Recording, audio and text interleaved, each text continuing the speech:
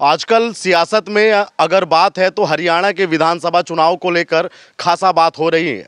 कहा जा रहा है कि इस बार केजरीवाल किसका खेल खराब करेंगे, या कांग्रेस अपनी सरकार बनाएगी, या भाजपा तीसरी बार सरकार बनाकर इतिहास बना देगी। ये तमाम लोग हरियाणा के रहने वाले हैं, ये कुरुक्षेत्र जिले के रहने वाले हैं। इनसे जानेंगे कि यहाँ पे जो तमाम विधानसभाएं हैं उन विधानसभाओं में किसका जोर है और क्यों है। क्योंकि 10 साल भाजपा की सरकार देखी तो अब जनता रिपोर्ट कार्ड तैयार कर चुकी है, किसको कितने नंबर दिए तो सीधे आप भी जानिए और हम भी जानते हैं। सर, आपका शुभ नाम क्या होगा? डीपी चौधरी जी। तो चौधरी साहब, क्या माहौल हरियाणा के चुनाव को लेकर? पहले देखिए, हरियाणा का माहौल स्पष्ट और एक तरफा है। आज भारतीय जनता पार्टी को जो बहुमत मिल रहा है वो विकास के मॉडल पर मिल रहा है, क्योंकि पूरे प्रदेश में बिना खर्ची के, बिना पर्ची के इन्होंने जो काम किए हैं, युवाओं को जो रोजगार देने का काम किया है, वो उसके लिए आज पूरे प्रदेश का युवा नतमस्तक होकर भारतीय जनता पार्टी को एकमत होकर वोट डालने का काम कर रहा है। बिना खर्ची, बिना पर्ची का मैं यहाँ शोर बहुत सुन रहा हूँ। पहले नौकरियां कैसे मिलती थी, थोड़ा वो भी समझाइए फिर हम। देखिए, भारतीय जनता पार्टी के 10 साल के राज से पहले जो शासन था, भूपेंद्र जी हुड्डा जी का शासन था। उस वक्त जो लिस्टें बना करती थी, उनके रोहतक निवास पर बना करती थी, लिस्टें बना करती थी। जो मोटे मोटे थैले जिसके जाया करते थे, उन व्यक्तियों की लिस्ट बना करती थी। पूरे प्रदेश में त्राही त्राही का माहौल था। हरियाणा का युवा पढ़ना और लिखना छोड़ गया था, क्योंकि उसको पता था कि अगर हमारे पास पैसे हैं, अगर हमारे बुजुर्ग ज़मीन जायदाद बेचकर हमें किसी नेता को देने का काम करेंगे तो ही रोज़गार मिलेगा। बदलाव की जो किरण आई है नौजवान युवा साथियों के अंदर, उनके टैलेंट को जो उभारने का काम किया है, वो भारतीय जनता पार्टी की सरकार ने किया है। आज जो बच्चा पढ़ता है वो बच्चा बढ़ता है।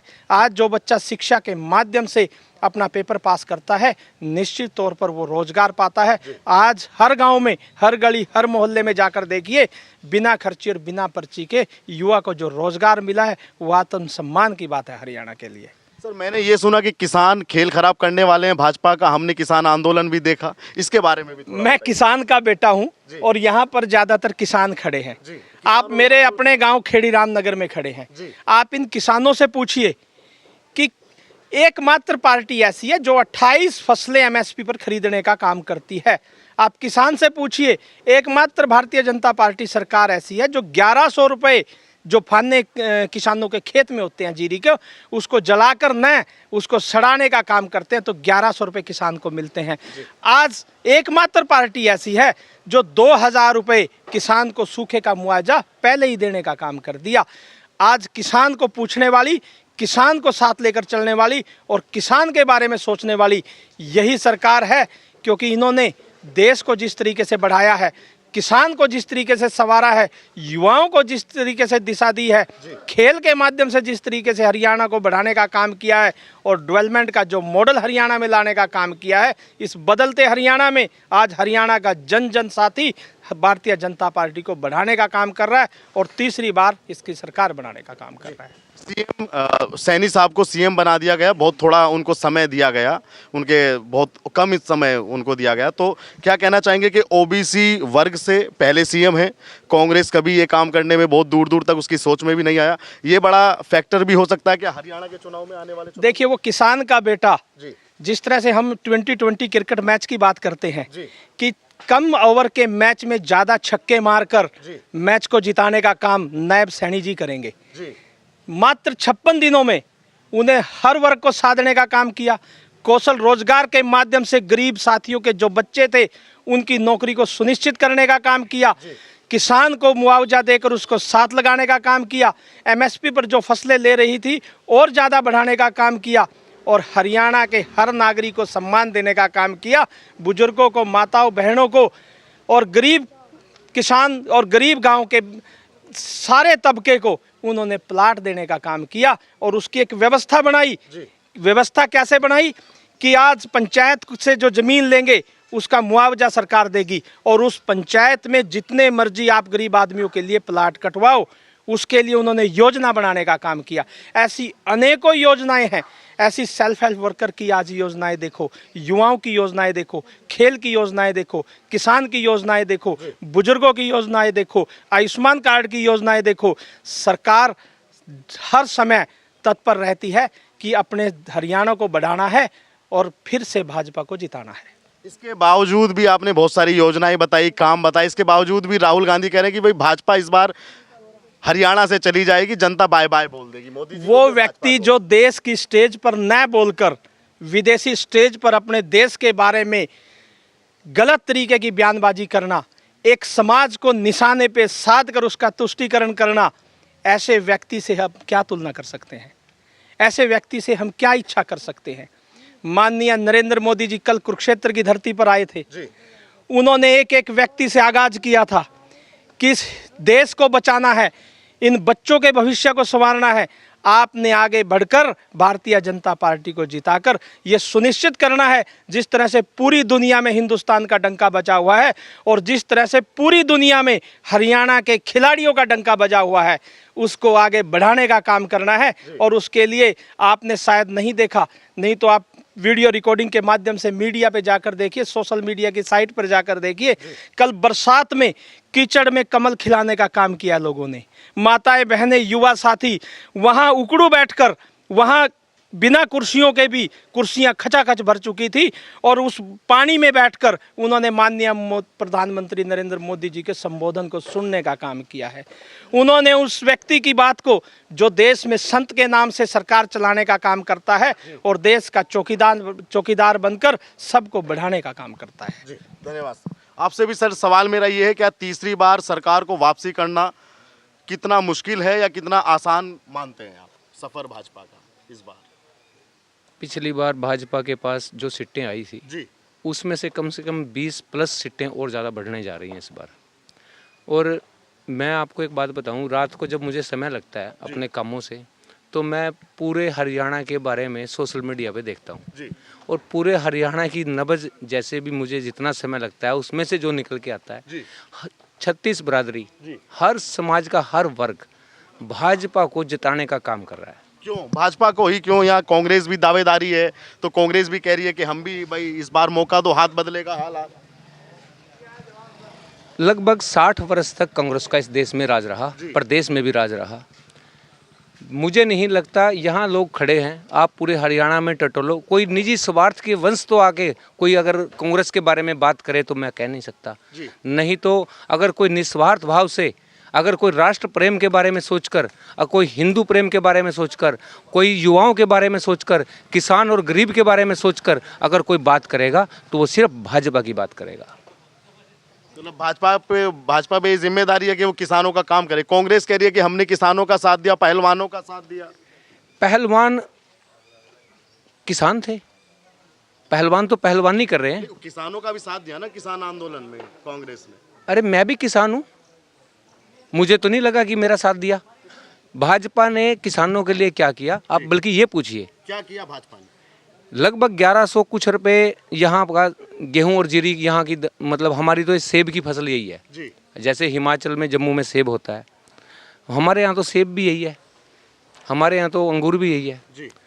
यहाँ जो गेहूं और जीरी को मूलतः हरियाणा के लोग तोलते हैं कि हमें क्या समर्थन मूल्य मिला। जी, सरकार ने यहाँ 1100 रुपये से लेके अब लगभग 2300 कुछ रुपये तक का यहाँ का रेट बढ़ा दिया, लगभग दोगुना, 10 साल में दोगुना।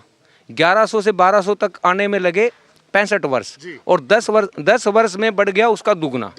अब उसके दौरान अगर मैं बात करूं, उसके दौरान बीच में एक बार भाजपा की सरकार आई थी, लगभग 300 रुपये तब भी बढ़ा था। तो कांग्रेस ने किसान के लिए किया क्या? कुछ नहीं किया, मुझे तो नहीं लगता। वो तो दावा कर रहे हैं कि इस बार रुपये बढ़ाने को आप बढ़ाना कहते हो। वो तो कह रहे हैं कि इस बार भाजपा चली जाएगी हरियाणा से। उनके कहने से थोड़ा चले जाएगी। एक देसी कहावत है जी यहाँ पे भी, काग्यों को सिर ढोर नहीं मरा कर दे। भाजपा लोगों के दिलों में है। यहाँ भाजपा का एक समस्या है जी, भाजपा का वोटर लड़ता नहीं और कांग्रेस का और दूसरी पार्टियों का वोटर लड़ता है। भाजपा का वोटर बोलता नहीं, वो चुप बैठा रहता है, वो अंदर जाके दबाता है। इस बार जो लोकसभा चुनाव में जो गलती होगी, थोड़ा शायद टिकटों में भी हो सकता है कि कोई पसंद का कैंडिडेट ना रहा हो और उसी से हवा खा रहे हैं ना। दूसरा कारण उसका एक और था कि एक इतना बड़ा झूठ कि संविधान बदल देंगे। कांग्रेस ने लगभग 700 बार संविधान को बदला, लगभग 700 बार। आप गूगल करके देखो, ये संशोधनी संविधान बदलना है ना। और कांग्रेस ने दिया क्या है? गरीब तबके को कहा जाके कि आपका आरक्षण खत्म कर देंगे। और उसकी अभी रूपरेखा उन्होंने जाके अमेरिका में जो बोली है वो मेरे ख्याल में मीडिया में सभी को पता है, देशवासियों को भी पता है। उन्होंने कहा है कि जैसे ही हमारी सरकार आएगी तो हम संविधान को खत्म कर, इसको आरक्षण को खत्म कर देंगे। तो संविधान खत्म करना तो ये हुआ ना, कांग्रेस ने बोला ना इस बात, उनके प्रधानमंत्री का कैंडिडेट है उसने बोला ना। कभी मोदी जी ने यह बात की है कि मैं आरक्षण को खत्म कर दूंगा? कभी ये कहा है कि मैं फलां वर्ग को खत्म कर दूंगा? यहाँ ऐसे ऐसे लोग हैं कि वो किसी भी वर्ग से है, किसी भी समुदाय से है, विशेष समुदाय के लोग जिसमें पत्रकार महोदय बोलते हैं, उनके लोगों को एक एक गांव में इस देश के अंदर अगर 2200 घर हैं, 2200 को इंदिरा आवास योजना का प्रधानमंत्री आवास योजना का फायदा मिला। और उसके बावजूद भी वोट तो भाजपा की नहीं है ना। ये नहीं है यहाँ पे कि वोट भाजपा को मिल रहा है। ये है, क्या लगता है कि तीसरी बार सरकार बन रही है कि नहीं भाजपा? बिल्कुल बन रही है जी, और 60 से ज्यादा सीटें आएंगी। 60 से ज्यादा? बिल्कुल जी। क्या लगता है बाबूजी आपको, आप उम्रदराज व्यक्ति हैं इनमें, तो क्या लगता है, आपका अनुभव क्या कहता है कि मोदी जी के चेहरे पर वापसी कर रही है? वाकई काम किया सरकार ने जो तीसरी बार वापसी करेगी, या सरकार जा रही है इस बार? आ जाइए आप भी साइड में। इस बार सरकार जी बीजेपी की स्पष्ट बहुमत से आएगी। स्पष्ट बहुमत से आएगी? स्पष्ट बहुमत से। क्यों लगता है आपको ऐसा? क्योंकि बीजेपी ने जो काम किए हैं युवा के लिए, महिलाओं के लिए, किसानों के लिए और गरीबों के लिए, ये इस वर्ग के जो काम किए हैं और वो काम दिख रहे हैं। सिर्फ घोषणाएं नहीं, वो जमीन पे धरातल पर हुए हैं और उनका उपयोग हो रहा है। राहुल गांधी भी घोषणा पे घोषणा कर रहे हैं। कल मोदी जी आए, अब वो आने वाले हैं हरियाणा में, वो कह रहे हैं कि हम भी रैली करेंगे तो सारा माहौल बदल देंगे। क्या लगता है राहुल गांधी की भूमिका हरियाणा के चुनाव में क्या रहने वाली है? राहुल गांधी पे अब कोई विश्वास नहीं करेगा उसकी घोषणाओं का।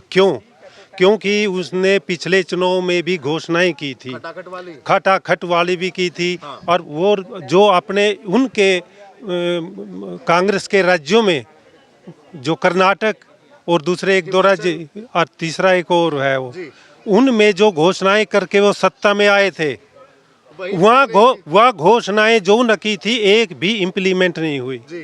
चाहे किसानों के बारे में हो, चाहे किसी के बारे में हो। कर्नाटक में तो वो मतलब सत्ता में आने के बाद कांग्रेस के, और आज तक 1200 किसानों ने आत्महत्या कर ली, जबकि वो किसान ही ऐसी कहते हैं। और जो किसानों के नीतियां और प्रोग्राम हरियाणा में लागू हो रहे हैं उपज के लिए, अच्छे रेट देने के लिए, सुविधाओं के लिए, वो वहाँ कर्नाटक में नहीं है। कर्नाटक में नहीं है। हाँ, यदि वो यहाँ घोषणा करते हैं, उनकी घोषणाओं पर कोई असर नहीं होगा, क्योंकि उनकी वहाँ घोषणाएं पूरी नहीं हो रही, तो यहाँ कैसे करोगे? तो भाजपा ने विकास किया, विकास पे वोट होगा कि नहीं होगा? हरियाणा में विकास पे वोट होगा। हमारा जो नेता है वो जो कहता है हमारे, वो ठीक कहता है, लोगों को उसकी बात पे विश्वास है। हमारी इस भारतीय जनता पार्टी की नीति अच्छी है, नेता अच्छा है, नीयत अच्छी है। ये कह रहे हैं कि मोदी जी पे लोग भरोसा करते हैं, राहुल गांधी पे नहीं करते। सच कह रहे हैं। सच कह रहे हैं? हाँ। राहुल गांधी तो बड़ा विदेश में भी गए थे अभी, वहाँ पे भी, फिर पहले भी 99 सीटें पाली कह रहे हैं, और 5 तो हरियाणा में पाली लोकसभा की सीटें। राहुल गांधी की कोई मानता है क्या? तो 5 सीटें क्यों दी फिर? हरियाणा वालों ने दी। अरे ये तो बाई चांस हो गया, लेकिन जो है ना, अब नहीं होगा। अब नहीं होगा। हाँ, ये झूठ बोल के लेके सारा होता। झूठ बोलने की बात है ना, कि झूठ बोल के आंडी जो है ना, काट की आंडी बार एक ही बार नहीं, वो बार को नहीं चढ़ती जी। हाँ। तो मतलब लोग इस बार सावधान है पूरे। हाँ, पूरे सावधान है। तो राहुल गांधी को सबक सिखाएंगे, मतलब जो झूठ बोला था उसका सबक। अब उसका सबक उसको क्या है, उसकी बात ही नहीं यार।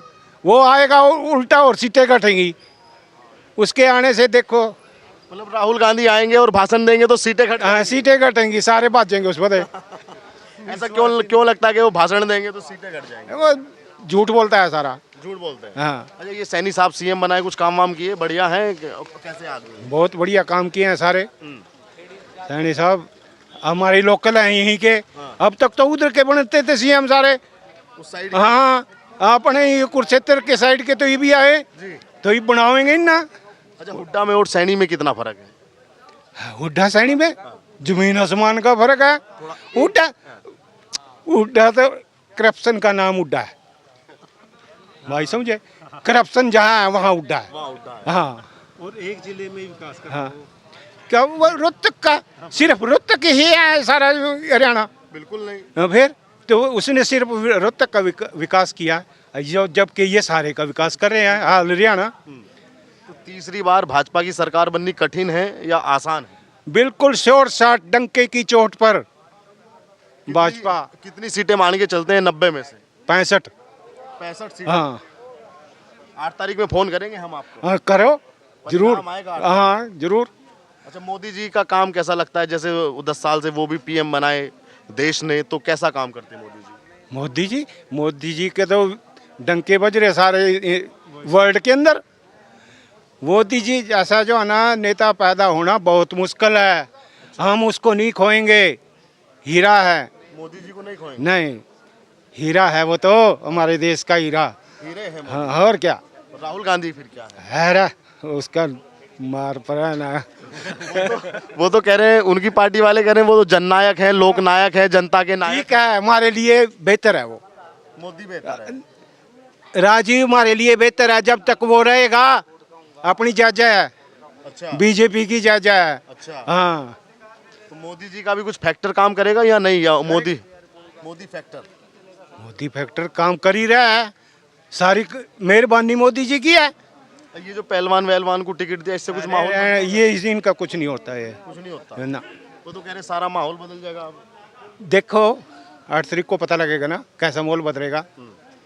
तो लगता नहीं कि उनके पहलवानों के समर्थन में कोई माहौल जाएगा? अरे पहलवान ने कौन जाना। पता भाई, तुम नौजवान हो, क्या मुद्दे रहेंगे? राहुल गांधी आपके लिए लगातार कैंपेनिंग कर रहे हैं कि भाई नौजवान बड़ा परेशान है। सर मैं बड़ी बड़ी बातें तो नहीं करूँगा, आ जाओ, मैं आपको अपने स्थानीय मुद्दे गिनवा दूँ। बताइए। सन 1966 में हरियाणा बना था। जी। 66 से लेकर चुनाव चल रहे हैं यहाँ पे। 10 बार शायद यहाँ पे चुनाव हुए बिल्कुल होंगे। 2014 तक मेरा छोटा सा गांव है जिसमें लगभग 1100 या 1200 लोग रहते होंगे। सन 66 से लेकर के 2014 तक नौजवानों को केवल 10 या 11 लोग नौकरी लगे थे। अच्छा। वो भी सिफारिश से या पैसे दे करके। नाम मैं उनका नहीं लूँगा, लेकिन है ऐसा। अब 2014 से 2024 के बीच अगर हम देखते हैं, ये आंकड़ा है, आई थिंक 17 लोग नौकरी लगे हैं। जी। 3 लोग सेंट्रल गवर्नमेंट में हैं, बाकी स्टेट गवर्नमेंट में हैं। योग्यता के आधार योग्यता के आधार पर गरीब से गरीब बच्चा लगा है। इन्हें मैं जानता हूँ, पैरों में चप्पलियाँ नहीं थी, पक्के मकान ही थे, वो लोग भी आज जेई की नौकरी कर रहे हैं। कर रहे हैं। तीसरी बार सरकार बन रही है कि नहीं हरियाणा में? बन रही है, क्योंकि हम देख रहे हैं सबसे बड़ा मुद्दा जो हरियाणा का था वो था बिजली का। बिजली का 8 घंटे से कम बिजली आती थी, रातों ट्रांसफार्मर खराब हो जाते थे। ट्रांसफार्मर लेने के लिए हमें 4-4 दिन इंतजार करना पड़ता था। क्या लगता है सर, सरकार बन रही मेरा कि नहीं है, मेरा नहीं है। अच्छा, ठीक। ये तमाम लोगों की राय आपने सुनी, आप भी वीडियो पे अपनी राय रखिएगा और चैनल पर नए आए तो चैनल को सब्सक्राइब कीजिएगा। धन्यवाद।